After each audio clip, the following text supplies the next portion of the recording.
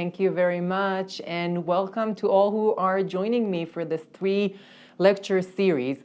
So we chose the topic of humor, and this is what we'll do. We'll talk about humor, and we'll talk about humor in the ancient world, and especially in my field of study, which is the comparison between the rabbinic sources, the Jewish sources of the ancient time, and the contemporaneous Christian sources of the time. And we're going to look at the comparison between the two through the question of humor.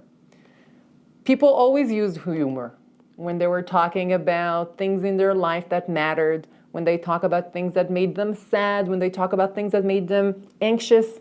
They use humor. They still do until today. And I have to say, this is a time where I think all of us here in Israel and around the world, we feel anxious, we feel sad, we feel hurt, we feel afraid.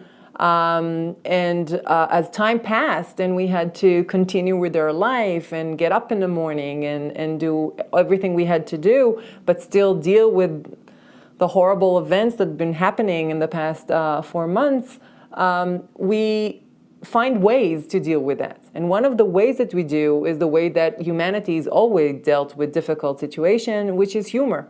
And you mock and joke and find, comfort in jokes and humor. And this is, again, not new. This has always been the case. And we're going to look at a few texts from the ancient world that do exactly that. What I want to do in these 3 lectures, and then I want to first explain what I'll do. In this first lecture, we'll talk in general about humor. I'll bring examples of jokes and by the rabbis and by Christians, and we'll talk about humor in general. Next week, we'll bring an example of a funny story, which I think illuminates the use of humor in a few elements when we're talking about Jewish-Christian interaction. And lastly, in the last lecture of the series, we'll turn our gaze towards Christian texts, proper Christian texts, and talk about the way they talk about Jews. So we'll look at it from the other side. So it's going to be like a rounded session. By the way, you can always join one of the lectures if you can make all 3. But I highly recommend you do all 3. And lastly, it's a little bit lonely talking to myself here. I will talk and I will lecture, and I don't know if you're finding my jokes funny or if you find my choice of text interesting. So please feel free to use the chat and the question options to communicate with me, and we'll have time at the end to refer to all your questions. And I have to tell you, this is the best part of lecturing at Beit Avichai. I always get very good questions. So this is your challenge to be able to communicate that to me. So let's start. And I want to start actually with a funny story, which I found funny. A few years ago, Moment magazine turned to me and asked me to participate in a special volume that they ran. This is a magazine, a very known Jewish magazine in the United States, and they ran around Purim, this time of year exactly. I think it was 3 years ago, but I don't remember exactly. It was through Zoom, so I'm guessing COVID time. They ran a volume of their magazine about a specific topic, and the topic was, what is your favorite Jewish joke and why? You can actually look it up. It's a very cool volume. Now you're going to ask yourself, what do I have to do with that? I'm a professor of Talmud. I teach Talmud at Ben Gurion University. That's what I do for a living. So why would they turn to me? So the truth is that one of the editors heard one of my classes in which I talked about humor, and I myself like to think of myself as semi-funny at times. So he turned to me and said, would you participate and choose your favorite Jewish joke? And I thought about it, and of course I said yes, and I chose a joke, which I will share with you today. But I want to say this was one of my highlight of my career, because when the magazine came out and I saw who are my partners in crime. So I don't know if you can see, my name is here on the 3rd column, the second name from the top. You can see my name, but look 2 names down. There's Sarah Silverman, and you can see the first name on the first column to the left is Jason Alexander. So I'm I think it's kind of like one of my highlight of my career to be able to choose a joke next to Sarah Silverman and Jason Alexander. So again, sharing with you one of the highlight of my career. But what we'll do today is actually go over that joke that I chose, because I think it really highlight the importance of humor and what we can learn about the rabbis and their time and what we can do. So this is the story that I chose for the joke, and we'll read it together and I'll explain, and then I'll explain basically why I chose that joke. Sarah Silverman chose a different one and not from the Talmud. So I think mine was the only Talmudic joke in the entire volume of the magazine. Okay, so we're turning our gaze and looking at a text from a very, very important and central text to rabbinic literature, which is called the Babylonian Talmud. This is basically the most important text for rabbinic culture, and the truth is, until today, the most important text for Jewish culture as a whole, for the way people practice Judaism, for the preservation of tradition within Judaism as a whole. And this was redacted around the 6th century CE, but contains tradition going back to 1st century CE.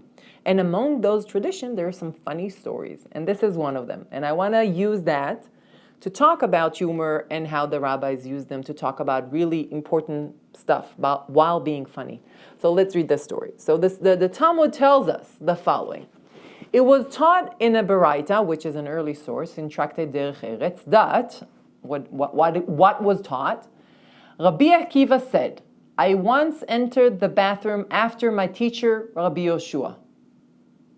Okay, he walked in after his master to the bathroom. And I learned 3 things from observing his behavior. I learned that one should not defecate while facing east and west, but rather while facing north and south. I learned that one should not uncover himself while standing, but while sitting, in the interest of modesty. And I learned that one should not wipe with his right hand, but with his left. So Rabbi Akiva is telling us all the stuff that he's been doing in the bathroom. Again, so let's look about, and for a second, we'll get back to the story, but I want to show you, when we're talking about bathroom in the ancient world, this is a picture from the bathroom, the public bathroom at Beit Shean. You can see my kids when they were very little. I always ask their permission to show that for posterity. They're demonstrating to you what a bathroom used to look at Beit Shean. So these were public bathrooms. As you can see, there's like stalls. And in between there were planks that people would sit on, right? And with holes in them. You would sit alongside a lot of other people, and underneath there were some, running water that would take away all the poop and the pee that were running through from this. And this was it's very large. It's a large room, a very large room, and it's very well preserved, by the way. You should all go see it in Beit Shean. It's beautiful. But just to explain, when we're talking about going into the bathroom and seeing, that's one kind of bathroom. So following someone into the bathroom, this is one way of looking at it. This is how he could see what his master is doing in the bathroom. And he, as we saw before, he's telling us what he saw. We'll talk about it in a second. That's one kind of bathroom. Another set of bathroom that we should picture is a bathroom that you go, a private one, a smaller one that people had next to their houses, outside their houses, that they used to go to, let's say in the middle of the night when you're in your house and you need to go to the bathroom, or in the evenings. And it was always associated with demons waiting there and all kinds of stuff that, gets caught in your hair or baths or whatever.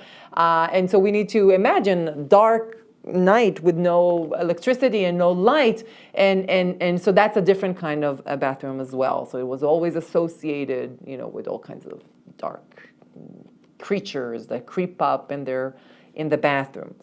And so we're going back to the story, and this is a story that tells us that Rabbi Akiva followed his teacher into the bathroom, and I think we need to kind of imagine something like that, right? He walks in and sits next to him, but he looks at him and he is telling us he learned a few things. Where should you face when you're doing your business? Where should you, how could you, when you're standing, should you uncover completely yourself or just the organ that you're using to do your business? And lastly, what should you wipe with? Right? This is the last thing that we're learning. This is, by the way, a very good introduction to the fact that the rabbis talk about everything, and really about everything. And here they're telling us how one should go to the bathroom and what should do. The underlying assumption here is that going to the bathroom should be done modestly. There's some stuff that you should do, especially since you're surrounded by other people. There's some stuff that you should do, since some you shouldn't do. And second things, there's a lot going on here with what a person should do respectfully or not, especially since in other sources it's connected to the fact that a person is a smaller image of God. So one should behave accordingly, even when you're doing your business in the bathroom. Now, we're learning this, right? It's a little bit bizarre, and it's a little bizarre for me as a choice to choose that text, but fine. I'll explain in a second why. It's a weird, kind of detailed information, but it was weird for the rabbis too, because look at the next sentence. It says, Ben Azai, a student of Rabbi Akiva, said to him, "You're impertinent to your teacher to that extent? You actually sat in the bathroom and glared at him and looked at what he was doing, how he was wiping, where he was facing?" So for Ben Azai, that situation looks weird too. You're looking into what a person does in the bathroom, right? Well, what's happening here?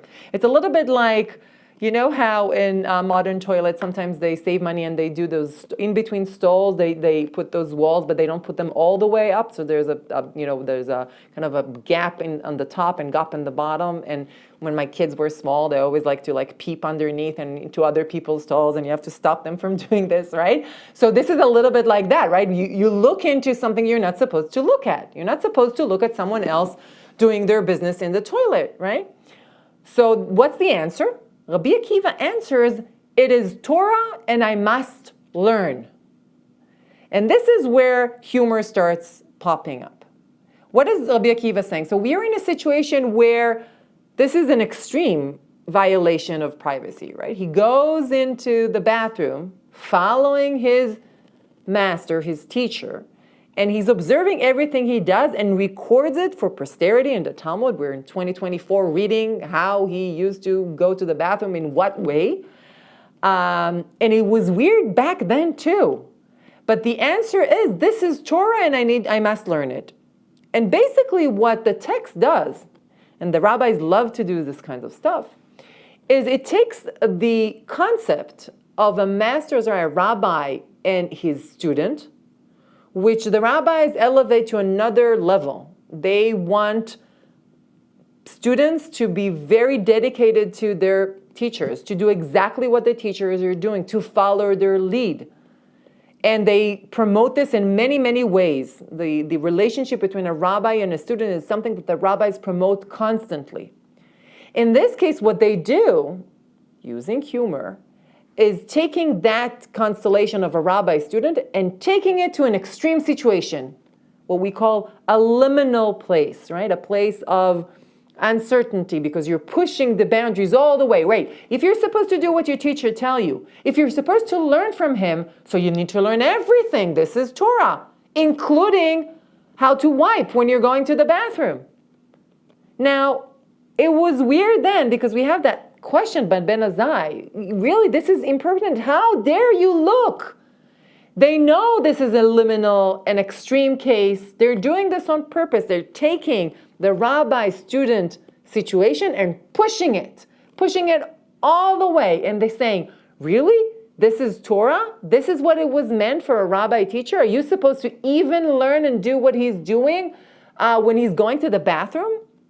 And this is a typical rabbinic move, which you can see on my face how much I love this kind of literature, right? They touch upon everything, but they're also very much aware of the limits of some of the stuff that they're offering, right? They're pushing very strongly to the rabbi-teacher relationship, but on the other hand, they're aware of sometimes of the ridiculous situation you can get to if you follow this all the way to the end, If you have to do exactly what your teacher is doing it, how would you learn how to go to the bathroom? So you would have to look and do what you're doing, right? So the rabbis are basically testing the limit by using humor, right? This is kind of a thing. Let's read some more in the story. This is a simulation, continuation of the story. There's another story about the bathroom, and then the story says the following. On a similar note, the Gemara relates that Rav Kahana entered and lay beneath Rav's bed. So we have now a different student, which, by the way, the Talmud basically, it's a list of stories about Rav Kahana who's really pushing the rabbi student thing all the way, and ending with this story. So he goes and he lies underneath the bed of his master, Rav. And he's lying there under the bed. Okay. And then he heard, while lying there, Rav, his teacher, chatting and laughing with his wife and seeing to his needs. Meaning, he sits under the bed, or he lies under their bed, and he basically hears his rabbi and his wife having intercourse, right? Because he's under the bed. Now, the story tells us very interestingly about the process of the intercourse, right? They're chatting, they're laughing, and then having sex. And he's under the bed and hearing all of this, right? So the Talmud takes that situation. Just imagine the situation, right? He's hiding under the bed and hearing. If we started with a poop joke, right? We started with them being in the bathroom. Now we're doing sex. This is very typical rabbinic literature, like taking things that have to do with the grotesque, right? With bodily fluids and bodily, solids, I'm guessing, and also taking sexual activities and using them to talk about a rabbi-teacher relationship, right? Taking these grotesque situation and using them to test that question, because it's funny. Ask my boys who are now 15 and my son who's 10, and they laugh at bathroom jokes, right? And I know some adults who laugh at bathroom jokes, and sex jokes are always funny. And the rabbis know that. They're using this to make a point, right? They're testing their limits. So he's under the bed, right? So he's hearing this. And then the story continues. Rav Kahana said to Rav, right? He's under the bed, and he says, the mouth of Abba, Rav, is like one who has never eaten a cooked dish. He's enjoying this too much. Now, he says that openly, loudly. Now, don't forget, they don't know he's under the bed. And then all of a sudden they hear a voice from under the bed and they're like, oh, you're having too much fun. And obviously, can you imagine the shock on their faces? Rav, I always imagine him looking under the bed and saying, wait, Kahana, are you here? What are you doing here? Leave. This is undesirable mode of behavior. What are you doing here? Get out.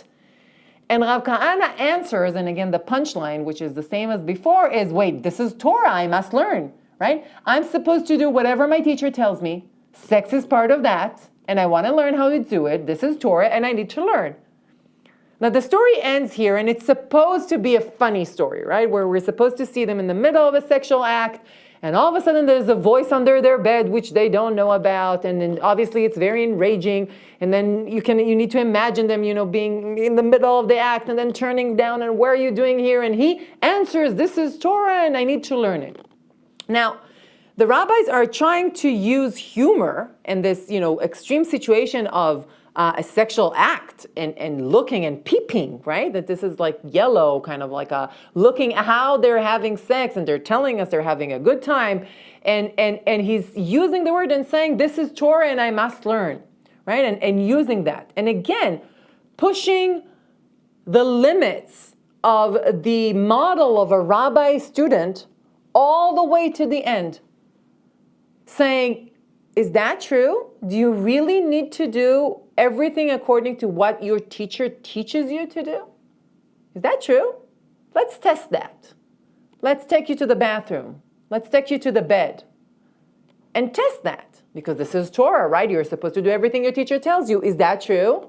How would you know? Because you have to violate the privacy of a person in their most intimate private moments. Is that true? Would that work? Right? So they're asking and they're testing the limit of that model that they're offering, but they're using it with humor, right? They're asking the question funnily. This is a funny story, right?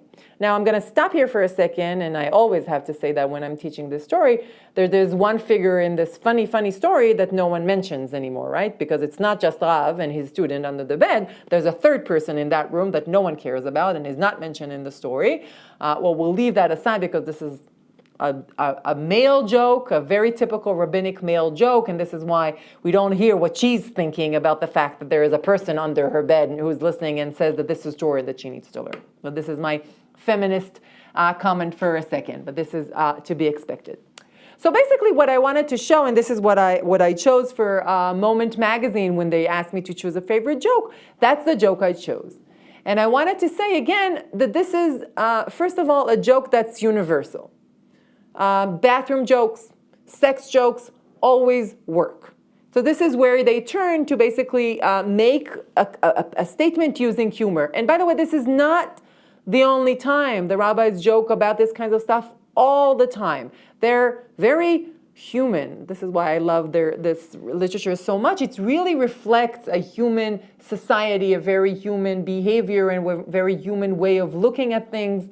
So this is very typical, right? So choosing bathroom jokes and sex to talk about a very, very important topic. And the topic is, what is Torah? And how does one practice a rabbi-master relationship by pushing it to the end? Do you really need to be there? Do you really need to look into these private, intimate moments or not? So this is real rabbis and their jokes, and I think this is a good example to show what they're doing. But I actually want to talk a little bit about humor when it gets to inter-religious dialogue, when they're talking about Christians and Jews and their interaction between them, which is my field of study. And this is basically what I want to spend the rest of today's talk and next week and the week after that, is talk about humor, not in general, the way we just saw, but also when it comes to Jews and Christians. And this is a very famous example demonstrated by a very interesting and cool article written by Shlomo Nael and Albertal a long time ago, where they showed a very interesting story that was completely not understood until they came and showed that we need to use humor to read it. So we'll read a little bit of that. I don't know how much time we have to read the whole thing, but so the story talks about two heretics. So the Gemara relates. There were these two heretics, one named Sason and one named Simcha. All of a sudden we have Heretic, a story about two heretics, and they're named Sason and Simcha. That was their name. Weird names for heretics, right? And he says, Sason said to Simcha, I am superior to you. As it is written, they shall obtain joy, Sason, and happiness, Simcha, and Sarah and sighing shall feed. This is in Isaiah. So basically, because the verse in Isaiah mentions Sason, right, joy, before it mentioned happiness, Simcha, which means, says Sason, I am superior to you, because my name appears first in the verse. But then Simcha says to Sason, no, ma pitom, on the contrary, I am superior to you. As it is written, and now he brings a verse from Esther, he pulls out a verse from Esther and says, in this verse, there was happiness and joy, Simcha and Sason, for the Jews. So, Simcha appears first, I am before you. What is that? Right? What is this? What's the meaning of the Sason and Simcha, and who comes first and who's better than others? And again, we're 2024 and we're reading this weird story that talks about two heretics arguing what comes before what. What is happening here, right? And this is why we'll decipher this in a second, but it's funny, right? It's funny because it's nonsensical. Why would you keep this in the Talmud? Why would you create this? Why would you keep this in the Talmud? Okay. And then the story continues, and Sason says to Simcha, one day they will dismiss you and render you a messenger, a pravanka, as it is written, for you shall go out with happiness, with Simcha. All of a sudden it becomes a little bit nasty, right? One day you will be a messenger. Why? Because Isaiah said they will go out with Simcha. Weird, Okay? So basically we're taking now every time the word simcha appears and we're reading this on this person. Why do we need this? This is weird.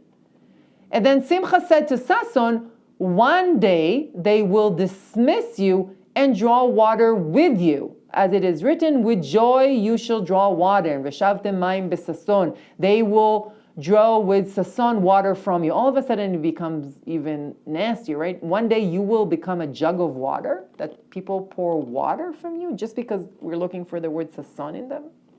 Again, super weird. But then the story continues with the following.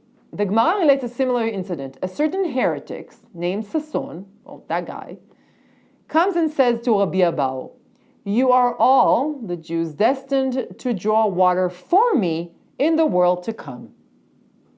In the world to come, you, meaning the Jews, will draw water for me, because it is said, with Sason you shall draw water. Veshavtem mayim besason. So he comes to Rabbi Abba and says, you will in the future draw water for me, because it says so. Okay? But then Rabbi Abba answers back and says to him, if it had been written for false sason, right? False sason you shall draw water, it would have been, as you say, right? That you would draw water for you. But the verse actually doesn't say, V'shevshtem mayim le sason. It says, right, for sason, it says with sason. Meaning, right, with sason you shall draw water. It means that the skin of that man, you, will be rendered a wineskin, and we will draw water with it. Look where we started. We started off with just mentioning the name, who comes first, and we ended up with peeling someone's skin off and making a wineskin from it and pouring water in the next world with it. It becomes super weird and nasty and mean in between, the heretic and Rabbi Akbar. What's going on here, right? It started funnily, it started nonsensical, but now it looks polemic, it looks like an argument. What's happening here, right? But it's very, very clear that the technique of these stories to make the stories funny is taking either the word simcha, right, joy, or the word sason, or happiness, and basically every time it appears in the verses, to use it to interpret or create a scenario, right? Either you become a jug of water, or you will pour water for me, and then, the focus on the grammatical, it's not for you, but it's with you, right? Or who comes first? Is it sason or simcha? And that indicates importance, right? So we're basically going into the verses and we're trying to figure out who counts more by looking at the word and how it appears in its context, in its biblical context. So this is what's happening. But what is this, right? So again, the article that I mentioned kind of solved the problem. And it solved the problem by looking at contemporaneous Christian literature. And here is the key to solving this weird passage in the Babylonian Talmud. And basically what they showed is that in John 7, this is one of the Gospels of the New Testament, one of the later of the Gospel, the latest of them, composed around the end of the 1st century, beginning of the 2nd century. And in John, by the way, I generated this image by using an AI image, and I tried to feed John 7 and ask him to create an image, and this is what he created. Very Ashkenazic Jesus, but he's standing in water, and the reason he's standing in water is the following, because John 7 says this: on the last and greatest day of the festival, this is festival of Sukkot, the festival of the booth, Jesus stood and said in a loud voice, "Let anyone who is thirsty come to me and drink. Whoever believes in me, as Scripture has said, rivers of living water will flow from within them." By this he meant the Spirit, whom those who believe in him were later to receive. Up to that time, the Spirit had not yet been given, since Jesus has not yet been glorified. So Jesus stands there in John and says, on the festival of Sukkot, and he stands there and he says, "Let anyone who's thirsty comes to me. I will become a living river. Water will flow from me and come and drink from me. And he means obviously spiritual water, or some kind of spiritual, given, like a water flowing from him. But he says, this is like scripture has said, a river of living water will flow from me. What does Jesus mean? Now, scholars think that he basically means this verse from Isaiah, who says, "V'shavte mayim besason mimaynei yeshua." That sounds familiar. That's the verse that we just read before. But basically, Isaiah says, with joy you will draw water from the wells of salvation. This is what Isaiah says. And basically says that at the end of time, or in good time, you will draw water from the wells of salvation. This is an imagery of water, of salvation, of good. We live in a country that is a desert country. Every time it rains, this is my grandmother who was French, used to say, in Europe, every time it rains, it's a symbol of sadness and grayness and mourning. And only in Israel, because we live in a desert, every time it rains, everyone's so happy and everyone's following, the level of the water in the Kinneret, because we miss water, right? We want water flowing, etc. So basically, Isaiah uses this, and by the way, look at the image that I found. I looked for, this is the Archion HaSratim HaYisraeli, the archive of Israeli movies that you can, by the way, visit online. This is widely available. And this is, there's a video there that I couldn't show you because this is, stills picture, but this is a stills from that video of kibbutz members dancing to V'shavte mayim besason, which is a very famous folk dance song from, so they're actually dancing. This is in the 40s in one of the kibbutzim. There is a video of them dancing. The song goes, V'shavte mayim besason mimaynei yeshua. Right, so they're dancing for it, one of the most famous folk dance in Israel. So they're dancing. This became symbolically a very important song, again, because of the importance of water, but also because Isaiah, this verse, became central to imagery of salvation. And most importantly, when the Zionist movement started in the land of Israel, and they went into the desert. I teach at Ben Gurion University. That's the vision of Ben Gurion, to go and le'afriach et hashmama, makes the desert into a blooming land.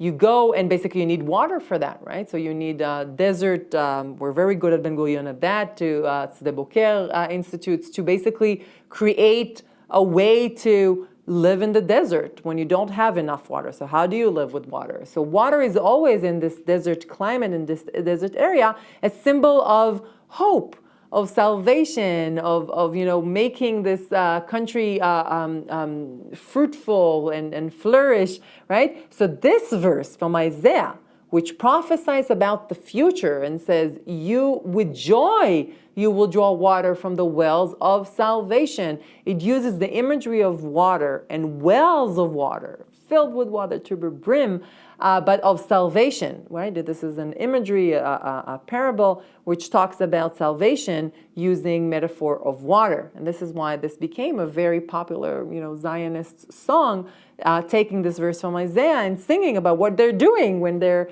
coming into the land of Israel and making it flourish and reviving the desert and making it a livable space with lots of water. Now, going back to Jesus, when Jesus says, let anyone who is thirsty come to me and drink, you know what? I'm going to stop and use this as a moment for drink. Just a second. That was a fortuitous moment for me to talk about drinking. So Jesus said, let anyone who is thirsty come to me and drink. And he's basically saying, I will become, whoever believes in me, as scripture has said, the rivers of living water will flow from within them. So he's talking about this verse in Isaiah. And he's saying, the rivers of salvation, this is me. I am salvation. I am the Spirit. I come to you. And when it says river will flow, they will flow from me.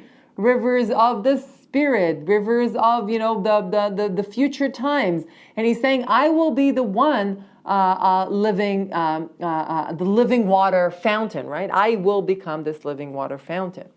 Now, basically what Nae and Albert Hall has demonstrated, they're demonstrated that the text that we're reading in Sukkah, where Sason and Simcha both of them are the heretics that are talking about water and coming and going and basically using the metaphor of their names, Sason and Simcha, to talk about jug of water. You will become a jug of water. You will be them this. Basically, look at that. This is all basically a mockery of what Jesus was doing. Why? Because when Jesus says, I will be the living water, what is he doing? He's basically doing a midrash, a name calling on his name, because it says, V'shavtem mayim besason mimaynei ha-yeshua, because salvation in Hebrew is actually Yeshua, which is his name. It's Jesus. When Jesus says, you will draw water from me, from the wells of salvation, I am your salvation, he's taking his name, Jesus, and reading it literally. And he's saying, in the future, I will be the wells of salvation. This is me. And he's reading the verse on himself. So Na'eh and Al-Batal basically say, we go back to this jug of water and we go to the Sasonim Simcha, they're basically mocking and saying, if we're going to start reading literally every word that appears, Sason and Simcha, what comes before what, and I will become this becomes nonsensical, it becomes ludicrous, right? Because people, you can't just read your name simply into the verses, because this is what will happen. Basically, this is a stand-up routine on someone who sees his name in the print and starts saying, oh, that's me, that's me. It's a little bit like I have a son named Yahav, and every time he sees the bank Yahav, he says, oh, this is me, right? So this is what they're basically mocking, and they're saying, oh, really? Jesus, and every time you're going to see Yehoshua in the verse, you're going to read it on yourself. This is basically a stand-up comedy of what happens if you take that and take it all the way to the extreme, and using every time you see Sason and Simcha, you're using this. The word heretic is basically a clue to tell us that this is a mockery of Christianity, because this is about heretics that used to be one of us and they're no longer that. But basically, it's all centered around this verse, right? Where a heretic says to Rabbi Abau, you're destined to draw water for me, right? V'shavtem mayim besason. But obviously, we're meant to have in mind the rest of the verse. Mimaynei ha-yeshua, from the rivers of salvation, where salvation is Jesus, right? They're mocking Jesus' words in John by saying this. And by the way, this is why it becomes nasty at the end. We will use your skin to draw water. You will be dead, long dead, and not be, someone who will worship in the world to come. So this is a very, very good example where scholars have demonstrated how the use of satire, taking a midrashic move of Jesus, where he takes a word, Yehoshua or salvation, reads it upon himself, and the rabbis take that technique and run with it. They mock, right? They make, they joke, they mock this technique, and they say, oh, really? Let's go all the way with that and do these two imbeciles, Simcha and Sason, I'm before that, because my name appears. And they mock it. But then the mockery becomes too real, right? Like, oh, really? V'shavtem mayim besason, you're trying to say that you're the one? But look, if we push it all the way to the end, it basically means that you'll be dead in the world to come, which is, again, a mockery of Jesus, who says he's the living salvation. Not so much. You're dead, right? This is a little bit of a mockery of the Jesus salvation metaphor itself by taking the midrashic technique of taking scripture and mocking it. We'll return to that in a second. But when we're talking about satire, we can't ignore the fact that the rabbis, sorry, I went one too far. What the scholars have noted is that actually that this is very, very funny, because we're mocking Christianity, but the truth is, if you look carefully at rabbinic literature, they do stuff like that as well. So when they're mocking this method of reading the verses, taking a word and then interpreting it on a person, it's funny, but you know what? The rabbis do it themselves as well. So for example, this is an example from Tractate Sanhedrin, where they're talking about, there's long pages of talk about the Messiah, and the Gemara says, what's his name? How do we know what's the name of the Messiah? That's an important piece of information. We want to know, what's the name of the Messiah. And the school of Rabbi Shila said, Shiloh is his name. Interestingly enough, the name of the school suggests that this is the name of the Messiah. And he says, Shiloh is his name. Why? How do we know his name is Shiloh? As it is stated, until when Shiloh will come. Shiloh. This is from Genesis. So this is how we know his name. This is literally reading the word into the verses. Or the school of Yanai said, Yinon is his name. As it is stated, may his name endure forever. May his name continue, Yinon, as long as the sun. The Yinon is actually a verb, but they use it to say, oh, that will be his name, because they're reading it literally in the verse. Or the school of Rabbi Chanina says, Chanina is his name. Notice each school wants to say that with it. As it is stated, for I shall show you no favor, no chanina. Chanina, this is favor, but it also the word chanina. So they're like, ooh, that's going to be his name, right? Or some say Menachem and Chizkiah is his name, because it's the comforter, Menachem, that should relieve his soul for me. And the rabbi said the leper of the house of Rabbi Yehuda Nasi is his name, because indeed our illness did not bear and our pains be endured. So we have like a list of verses that are taken literally to take verses or words that appear out of, in a different context, and interpreting this as a name of a person, which is a little bit similar to what Jesus did when he looked at the word Yeshua, salvation, and interpreted to mean a name of a person himself. So going back and kind of summarizing what we just saw, or the scholars, Nael Albertal demonstrated, is that this is a funny or a satirical way for the rabbis to basically say, we're taking the words of the verses and interpreting it literally, right? Jesus does that by looking at the word Yeshua, or salvation, and reading it on himself, right? This is what this verse talks about me, and taking that technique and mocking it, right? Taking it and pushing it to the extreme. And then they take sason and simcha, joy and happiness, and mock. And they say, oh, I'm before you. You will, draw water from me. You will become a messenger, right? So they're taking that technique and mocking it. Mocking a biblical interpretation technique and taking it to the end, right? They're mocking it. So this is a funny way. Even though we saw that the rabbis do a very similar technique sometimes, right? So, and this is a way to stop here for a second and talk a little bit about humor. Look what we saw here, right? This is the use of humor, which we saw that the rabbis do, and you have to trust me on that, often. They take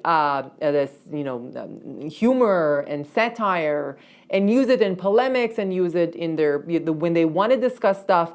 They are funny. They're funny people, and they use humor to talk about important issues. And we saw that, for example, when they take liminal cases and they want to talk about important issues such as a rabbi-teacher, relationship, and how far you can push it using bathroom humor and sex humor, right?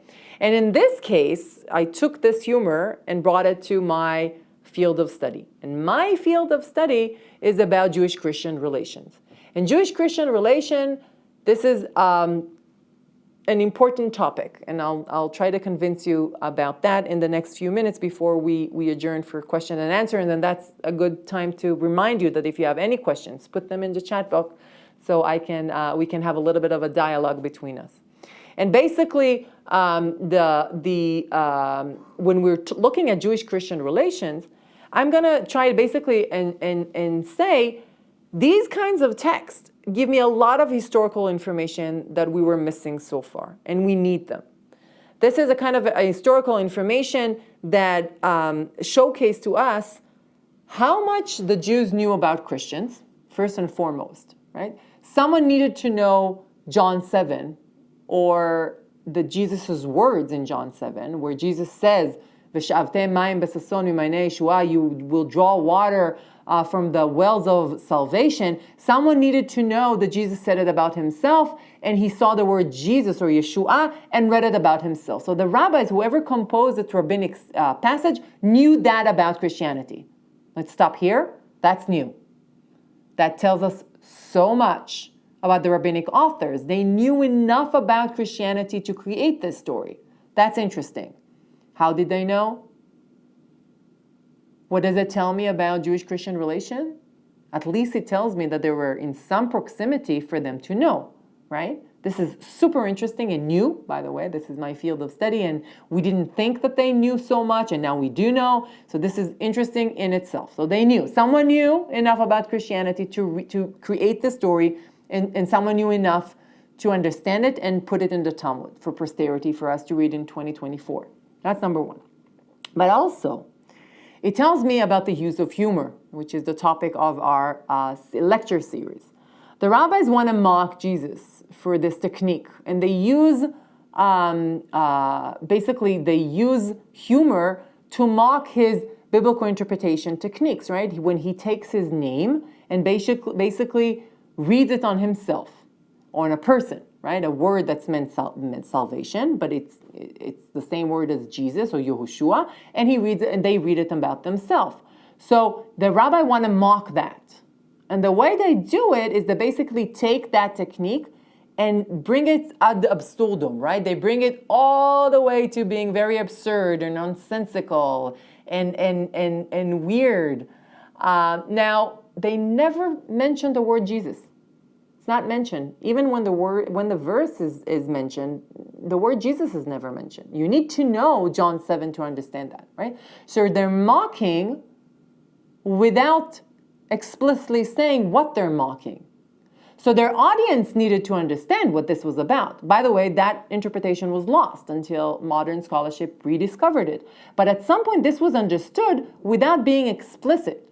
Again, super dangerous, because then the explanation gets lost and sometimes you don't recover it. But at that point, they mock without explicitly mentioning Jesus. Why would they do that? What does it do to humor when you mock without mentioning? It's, for example, when, my son imitates my tone when I say, you need to go to shower, right? And he doesn't say, I'm mocking mom, but from the tone, we all know, because we all know my tone when I ask him to go shower, right? For the 17th time that evening, right? So you mock by using something that's familiar to the audience without explicitly mentioning it. This is a humoristic technique. This is a technique of humor that is used here for polemics, right? They're mocking Jesus. Again, even though in parentheses they do it themselves elsewhere. But they're using this to mock Jesus. We're going to talk about such techniques. So we're going to see multiple ways of the rabbis to use humor in various ways to basically in an interreligious dialogue. And this is the case here, and we're going to see other cases as well. And basically, we're out of time of me talking. It's your turn now with questions and answers, but I will try to show you that understanding the humor teaches us a lot about the composers of the text, what they aim to do, what kind of sense of humor did they have, what did they attempt to do with it. We kind of raised some of those questions here today, but also about their audiences. Who are their audiences, and what are they trying to do with that? What kind of goals does it achieve to work in such a way, instead of explicitly saying Jesus and mocking it, etc. So all of these are going to be part of our conversation in the following weeks, and we're done, and we move to questions and answers. This is your turn. Thank you very much, Michal. I find it actually comforting to know that even rabbis laugh from stupid jokes like we do. So it's good to know this. So we have some comments and questions, and let's see. The first question is, why is it surprising that the Talmud is aware of Christians and their literature? Wow, good questions. Actually, I love that question because the premise is that it's not surprising. So that's already good. I agree. But we have to talk a little bit about the history of scholarship. So basically, the Talmud is being redacted in what is current day Iraq and Iran. This is the geographical area. And that at that time, the time of the Talmud, it was basically under the rule of the Sasanian Empire, which was the Persian Empire, Zoroastrian Persian. The Romans to the east, to the west, sorry, the Roman to the west, who controlled the land of Israel, become Christian in the 4th century. So basically, rabbinic literature starting from the 4th century and even before that is written in a Christian environment.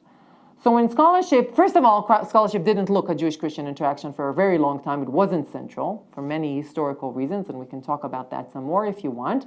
But when they did look for Jewish-Christian relations, the obvious choice was to look for sources that were written and composed in the Roman Empire, not in the Persian Empire. So they would look for the Yerushalmi, or they would look for the Midrashim that were written in the land of Israel, and not in the Babylonian Talmud, which, by the way, also achieved the goal of keeping the Babylonian Talmud pure, unrelated to Christianity, which worked well for the early scholars of the Talmud who wanted to keep the Talmud safe from Christianity.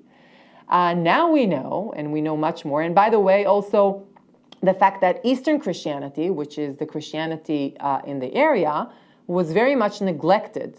So we didn't know too much about the Persian Empire and what was going on there because, scholars didn't look at the Christianity there, and Jews didn't look at the Judaism Christianity. So it worked well, this ignorance for both sides.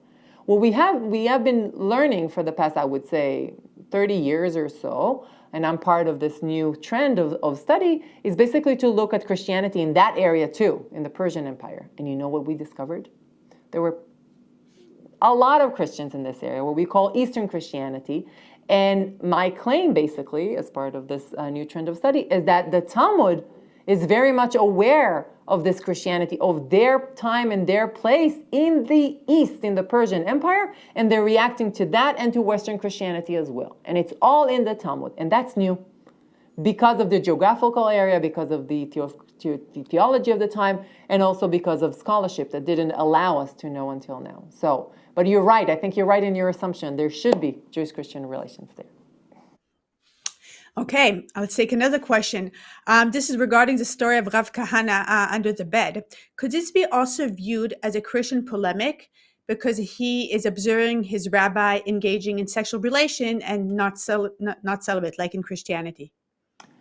It's a good question. I do find there are stories in the Talmud that deals and asks questions about celibacy. As opposed to the common notion that the rabbis were never celibate. That's actually not very true. We have a range of stories that deal with the question of celibacy. That's a question that actually bothered the rabbis, starting from rabbis who leave their wives for long periods of time to go study Torah, for example, or even rabbis who try to be celibate with their parents. There's a very famous story that I worked on as well and published on that deals with a celibate rabbi. So we do have that question on the fore. But in this case, I don't think this is an anti-Christian polemic because he goes under the bed expecting his master to engage in sexual intimacy, and that's where he's going. He's going to learn how to do this. So I think this is a very Jewishy story, right? The rabbis talk about sex a lot, how to do it, in what way to do it. This is a very male text, and it deals with that as well.